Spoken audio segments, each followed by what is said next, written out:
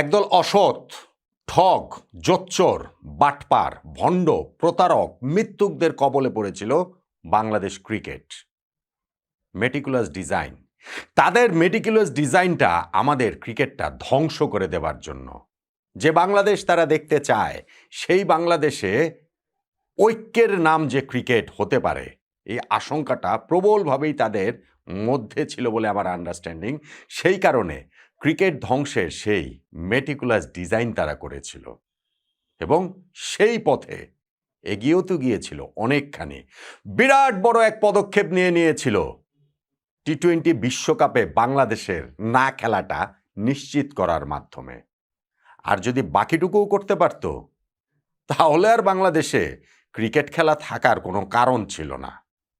12ই ফেব্রুয়ারি জাতীয় সংসদ নির্বাচনে যদি এই ষড়যন্ত্রকারীরা, যারা এই বাংলাদেশের টি-20 বিশ্বকাপ খেলতে দিতে চায়নি, যারা ক্রিকেট ধ্বংসের মেটিকুলাস ডিজাইনের সঙ্গে যুক্ত, তারা যদি রাষ্ট্র ক্ষমতায় চলে আসতো, তারা যদি পরবর্তী সরকার গঠনের ম্যান্ডেট পেয়ে যেত, তাহলে বাংলাদেশ ক্রিকেটের এটাই হয়ে যেত দ্য এন্ড। সেইখান থেকে আমরা ঘুরে দাঁড়িয়েছি, বাংলাদেশ ক্রিকেটটা এই যাত্রায় বেঁচে গিয়েছে বলে আমার কাছে মনে হচ্ছে। অন্ততপক্ষে সেই আশার জায়গাটা তৈরি হয়েছে। কেন আমি সেই আলোচনাটাই এইখানটাতে করছি? এখন এইখানটাতে পক্ষ ছিল 3টা মেটিকুলাস ডিজাইনে আমার আন্ডারস্ট্যান্ডিং। প্রথম 2টা পক্ষ রাজনৈতিক বলতে নাম্বার 1 বাংলাদেশের অন্তর্বর্তীকালীন সরকার, আরও স্পেসিফিক করে বললে সেই সরকারের যুব ও ক্রীড়া মন্ত্রণালয়। কিন্তু সেটা ওভারঅল সরকারেরই যেই দর্শন, তারই প্রতিফলন আমাদের এই টি-20 বিশ্বকাপ খেলা না খেলা, ক্রিকেট খেলার প্রতি যে তাদের মনোভাব, এই সব কিছুর মধ্যে প্রতিফলিত হয়েছে। নাম্বার 2, বাংলাদেশের এই নির্বাচনে রাষ্ট্র ক্ষমতায় আসার জন্য যারা প্রবলভাবে আগ্রহী ছিল, প্রতিদ্বন্দ্বিতা করেছে, আগ্রহী তো যে কেউই থাকতে পারে, প্রতিদ্বন্দ্বিতা করেছে এবং সোশ্যাল মিডিয়াতে এমন একটা হাওয়া তৈরি করেছিল যে সরকার গঠনটা তাদের কেবলমাত্র সময়ের ব্যাপার। ওই অন্তর্বর্তীকালীন সরকারের উপরে তো তাদের প্রবল প্রভাব ছিল, তারাই হয়তো বা এই সরকার চালিয়েছে। ফলে 12ই ফেব্রুয়ারি যদি নির্বাচনটাতে তাদের যে একটা হিসাব ছিল, ভারত বিরোধিতার জিগিরটা জাগিয়ে রাখতে হবে 12ই ফেব্রুয়ারি নির্বাচন পর্যন্ত, এবং তাতে যদি ক্রিকেটকে স্কেপগোট করতে করবে, এবং তারা সেটা আসলে করেই ফেলেছে। এই রাজনৈতিক দল, এই রাজনৈতিক দর্শনের মধ্যে যারা রয়েছেন, তারা এইখানটাতে আরেকটা এইখানটাতে জায়গায় ছিলেন। এবং নাম্বার 3 বাংলাদেশ ক্রিকেট বোর্ড, অবশ্যই বাংলাদেশ ক্রিকেট বোর্ড, কোনো রকম কোনো দায় এড়ানোর সুযোগ নাই। আমিনুল ইসলাম বুলবুল ভাই বাংলাদেশের প্রথম ওয়ার্ল্ড কাপ টিমের ক্যাপ্টেন, প্রথম টেস্টের সেঞ্চুরিয়ান, আমাদের ক্রিকেটের কিংবদন্তি, এত কিছু বলে দায় এড়ানোর কোনো রকম কোনো সুযোগ আমি দেখতে পাচ্ছি না। এবং এই যে আমি 3টা জায়গার কথা বললাম, তার মধ্যে 2টা জায়গার বিদায় মোটামুটি ঘটে গিয়েছে, বাকি আছে আরেকটা জায়গা। বাংলাদেশ কি তাই ধ্বংসের হাত থেকে আমাদের ক্রিকেটটা বাঁচার আশাটা আমরা করতে পারি কিনা? দেখেন, টি-20 বিশ্বকাপে বাংলাদেশ খেলবে না ফ্রম দ্য ভেরি বিগিনিং, এইটাই ছিল স্ট্যান্ড, তাদের স্ট্যান্ড, এই 3 পক্ষেরই স্ট্যান্ড। এইখানে কোনো ক্রিকেট বোর্ড বাধ্যটাধ্য হয়েছে আমি এটা মানতে রাজি না। অবশ্যই তারাও এই ষড়যন্ত্রের পার্ট। মুস্তাফিজুর রহমানকে আইপিএল থেকে বাদ দেওয়াতে ভারত তাদের রাজনৈতিক স্বার্থসিদ্ধির জন্য যেটা শুরু করেছিল, এবং সেইটা লুফে নিয়েছে আমাদের রাজনীতিবিদরা, আমাদের অন্তর্বর্তীকালীন সরকার, আমাদের ওই একটি নির্দিষ্ট রাজনৈতিক দল বা তাদের দর্শনের দল, এবং হচ্ছে গিয়ে আমাদের এই বাংলাদেশ ক্রিকেট বোর্ড। হিসাবটা খুব সহজ। হিসাবটা হচ্ছে গিয়ে ক্রিকেট খেলাটাকে বাংলাদেশের একটা ঐক্যের জায়গা, সেই ঐক্যটা বিনষ্ট করতে হবে। আমাদের তো অনেক কিছুই গিয়েছে, গত এই 1.5 বছরে আরও অনেক কিছু গিয়েছে। সো ক্রিকেটের এই ঐক্যটা নষ্ট করতে হবে। সেই নষ্ট করার জন্য যা করা দরকার তারা সেটাই করবেন। যিনি যুব ক্রীড়া মন্ত্রণালয়ের উপদেষ্টা ডক্টর আসিফ নজরুল পরবর্তীতে হয়েছেন, তিনি ওই যে মাস 6 আগে বলেছিলেন না যে ক্রিকেট হচ্ছে গিয়ে অন্য একটা দেশের হেজিমনি। সো যাদের মনোভাব এরকম, তারা তো ক্রিকেট খেলাটা নষ্ট করতেই চাইবেন। তার আগে যিনি যুব ক্রীড়া মন্ত্রণালয়ের উপদেষ্টা ছিলেন আসিফ মাহমুদ সজীব ভুঁইয়া, তিনি কিরকম বিসিবিতে একটা ইলেকশন দিয়েছেন সেটা আমরা দেখেছি না? দেখেছি তো। তার সময় যে তিনি ওই যে পরিবর্তন করে, সেগুলো আমরা আসলে দেখতে পেয়েছি। এখন বাংলাদেশ এইখানটাতে ভারতের মাটিতে গিয়ে টি-20 বিশ্বকাপ খেলবে না, বিষয়টা সেটা না। বিষয়টা ছিল আমরা বিশ্বকাপ খেলবো না, নো ম্যাটার হোয়াট।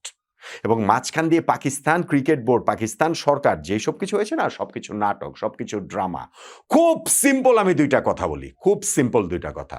কথা হচ্ছে গিয়ে নাম্বার ওয়ান, বাংলাদেশ টি-20 বিশ্বকাপে আমরা খেলতে পারি না। আমাদের ক্রিকেট বোর্ড তাদের নেগোসিয়েশন পাওয়ার দিয়ে ক্রিকেট বোর্ড প্রেসিডেন্ট আমল ইসলাম বুলবুল ভাই আমাদের সরকারকে যেমন বোঝাতে পারেনি, তেমনি আইসিসি, ভারতীয় ক্রিকেট বোর্ড কিংবা অন্যান্য যে ক্রিকেট বোর্ডগুলো রয়েছে কাউকেই আসলে বোঝাতে পারেনি। যে কারণে তো ভোটে আমরা 14-2 ব্যবধানে হেরেছি, শুধু পাকিস্তান আমাদের পক্ষে ছিল। সেই বুলবুল ভাই ভারত পাকিস্তান ম্যাচের আয়োজন তিনি করে ফেলছেন, পাকিস্তানকে রাজি করে ফেলছেন, ওয়ার্ল্ড ক্রিকেটের ইকোসিস্টেমের স্বার্থে সেটা তিনি রাজা করাচ্ছেন এবং তিনি এটা হেসে হেসে ইন্টারভিউ দিয়ে বিভিন্ন জায়গাতে এটা বলে বেড়াচ্ছেন। বিরাট একটা গর্বের কাজ।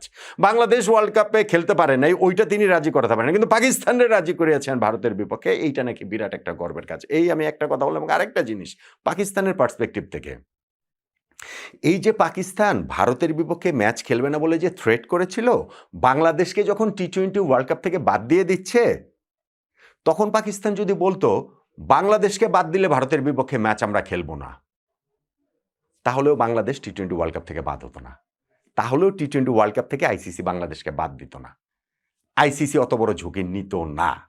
পাকিস্তান তখন কিছু বলে নাই, কেননা পাকিস্তান চেয়েছে বাংলাদেশ বাদ হয়ে যাক। কেননা ওই পাকিস্তান তাদের রাজনৈতিক দর্শন, আমাদের এই রাজনীতিবিদরা যারা এই যে নির্বাচনকে সামনে রেখে করেছেন তাদের রাজনৈতিক দর্শন এবং সেইটার সঙ্গে এখনকার ক্রিকেট বোর্ডও যখন এলাই করেছে, এক হয়েছে, ফলে তাদের জন্য বাংলাদেশের বাদ হয়ে যাওয়াটা দরকার ছিল, তাদের জন্য এই ক্রিকেট ধ্বংস করাটা আসলে দরকার ছিল। কিন্তু এইখানে যেই ঘটনাটা ঘটেছে, 12ই ফেব্রুয়ারি যেই নির্বাচন হয়েছে, জাতীয় সংসদ নির্বাচন, সেইখানটাতে জনতার রায়ে তাদের ওই ষড়যন্ত্রের প্রতিফলন ঘটে নাই। তারা যাদেরকে চেয়েছিলেন রাষ্ট্র ক্ষমতায় আসুন, তারা আসেন নাই। ফলে এখন যে নতুন সরকার গঠিত হবে, সেইখানটাতে তারা ওই ক্রিকেট ধ্বংসের মেটিকুলাস ডিজাইনটা সামনে এগিয়ে নিয়ে যাওয়ার আর কোনো সুযোগ নাই। অন্তর্বর্তীকালীন সরকার মাইনাস, ওই যে একটা রাজনৈতিক গোষ্ঠী যারা অন্তর্বর্তীকালীন সরকারকে প্রভাবিত করেছে, তারাই একই আসলে শেষ পর্যন্ত, তারাও মাইনাস, মানে বিরোধী দলে মাইনাস। আছে শুধু বাংলাদেশ ক্রিকেট বোর্ড, এবং বাংলাদেশ ক্রিকেট বোর্ডকেও যে মাইনাস করা উচিত, এই ক্রিকেট বোর্ডকে নিয়ে যে আসলে এগুনোর সুযোগ নাই। আমি অন্য একটা ভিডিওতে বলেছিলাম যে এই ক্রিকেট বোর্ড বাংলাদেশের ইতিহাসে সর্বকালে সবচেয়ে ব্যর্থ ক্রিকেট বোর্ড, এবং জাস্ট দুইটা দিক থেকে, একটা হচ্ছে গিয়ে তাদের সময় আমরা ওয়ার্ল্ড কাপ খেলতে পারিনি, এবং আরেকটা হচ্ছে গিয়ে যেহেতু বাংলাদেশের এই ক্রিকেট বোর্ডের নির্বাচনটা খুবই প্রশ্নবিদ্ধ ছিল, ফলে এই ক্রিকেট বোর্ড নিয়ে, নতুন সরকারের পুরনো এই ক্রিকেট বোর্ড নিয়ে এগোনোর কোনো কারণ আমি দেখতে পাই না। এখন আমাদের ক্রিকেটটা বেঁচে গেল কোন জায়গাটাতে সেটা দেখেন।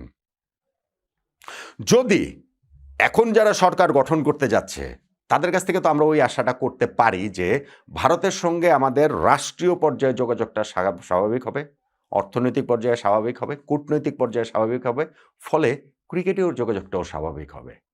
কিন্তু তারা যদি সরকার গঠন না করে অন্য পক্ষ সরকার গঠন করত, তাহলে এই ভারত বিরোধিতার জিগিরটা থাকতই, তাহলে ভারত বিরোধিতা আরও উস্কে তারা দিত, তাহলে সরকারি পর্যায়ে, রাষ্ট্রীয় পর্যায়ে সেইটা সহজ হতো না আমাদেরকে এই সম্পর্কটা স্বাভাবিক করা, তাহলে বাংলাদেশ ক্রিকেট ধ্বংসই হয়ে যেত। ওই যে এখন অনেকে বলেন না যে ভাই বলেছিলেন তো বাংলাদেশের ক্রিকেট একটা ওয়ার্ল্ড কাপ না খেললে ধ্বংস হয়ে যাবে, কিন্তু আমরা তো আইসিসির সঙ্গে মিটিং করেছি, আইসিসি তো বলেছে আমাদেরকে জরিমানাও করবে না, আমাদেরকে এইখানটাতে কোনো রকম কোনো নিষিদ্ধ টিষিদ্ধ করবে না। বিরাট আপনারা নাকি এটাতে যারা বলছেন তারা জিতে গেছেন, যারা বলছেন তাদেরকে আমি চিনি, তাদেরকে সবাই বাংলাদেশের মানুষও প্রবাবলি আসলে এখন চিনে গেছে। অনেক তো আসলে এই গুপ্তটুপ্ত থাকলেন, কিন্তু এখন বোধহয় মানুষ সেই জিনিসটা চিনে গেছে। যাই হোক, সো যদি এইখানটাতে বাংলাদেশে ওই তাদের প্রত্যাশিত কাঙ্ক্ষিত স্বপ্নের সেই সরকার গঠিত হতো, ভারতের সঙ্গে সেই বিরোধিতা থাকতোই, এবং সেই বিরোধিতা যদি থাকতো, ক্রিকেটেও এই বিরোধিতা থাকতো, এবং থাকলে হতো কি, বাংলাদেশ ওয়ার্ল্ড কাপ ইস্যুতে নিষিদ্ধ হয় নাই, অন্য কোনো ইস্যুতে নিষিদ্ধ হতো। বাংলাদেশের এইখানে আইসিসির যে রেভিনিউ শেয়ারের ওই টাকাটা কেটে রাখেনি, অন্যভাবে কেটে রাখবে। বাংলাদেশকে ওয়ার্ল্ড ক্রিকেটে একঘরে করে দেওয়া ভারতের জন্য কোনো ঘটনা, ভারতের জন্য কোনো ঘটনাই আসলে না। আর কেউ ভাইবেন না যে বাংলাদেশের ক্রিকেট ছাড়া বিশ্ব ক্রিকেট চলতে পারবে না। পাকিস্তানের যেমন তাদের লেগাসি রয়েছে ক্রিকেটে, তাদের অনেক কিংবদন্তি রয়েছে, বহু বছরের ক্রিকেট রয়েছে, ভারত পাকিস্তান ম্যাচের সেই ভ্যালু রয়েছে, বাংলাদেশের কি আছে? বাংলাদেশ ভারতের সাথে পায়ে পাড়া লাগিয়ে ঝগড়া করে বাংলাদেশের ক্রিকেট সারভাইভ করার কোনো রকম কোনো চান্স ছিল না। অতএব আইসিসির এইখানটাতে মিটিং, পিসিবিকে সাথে নিয়ে এখন বলা হচ্ছে যে না না বাংলাদেশের সম্মানের জন্য আমরা লড়েছি, আমাদের এইখানটাতে, পাকিস্তান বলছে এইখানটাতে পাকিস্তানের চাওয়া পাওয়ার কিছু ছিল না।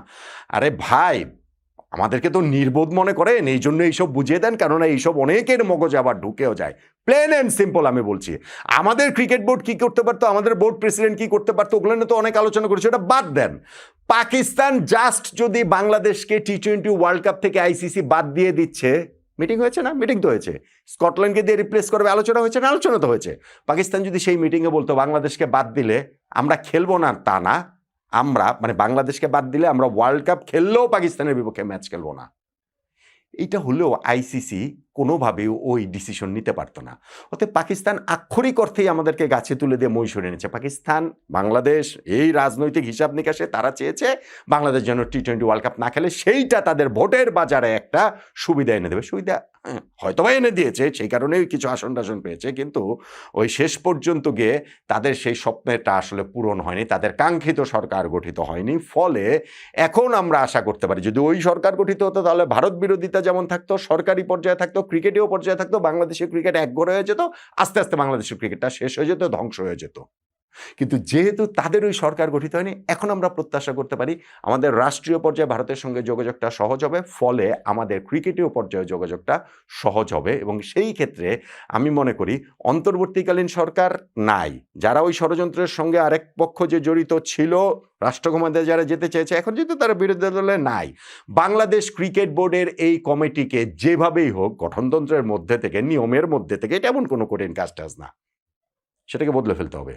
এই ক্রিকেট বোর্ড বদলে ফেলতে হবে এবং তারপরে গিয়েই বাংলাদেশের ক্রিকেটের আবার নতুন পথ চলাটা শুরু হবে ভারতের সাথে সেই সম্পর্কের জায়গাটা থেকে, যেটার প্রথম বিগ স্টেপ হতে পারে ভারত যে গত বছর বাংলাদেশ সফরে আসেনি, যেই প্রতিশ্রুত সফর, এই বছর ভারতীয় দল বাংলাদেশের সফরে আসবে, তাহলে সেই মেসেজটা যাবে সরকারি পর্যায় থেকে ক্রিকেটীয় পর্যায়ে।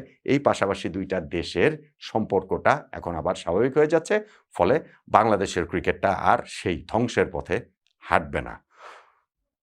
ওই আশাটাই আমরা এই মুহূর্তে দাঁড়িয়ে অত্যন্ত স্বস্তির সঙ্গে 12ই ফেব্রুয়ারি নির্বাচন করে যাওয়ার পরে সেই আশাটা তো করতেই পারি বাংলাদেশের ক্রিকেট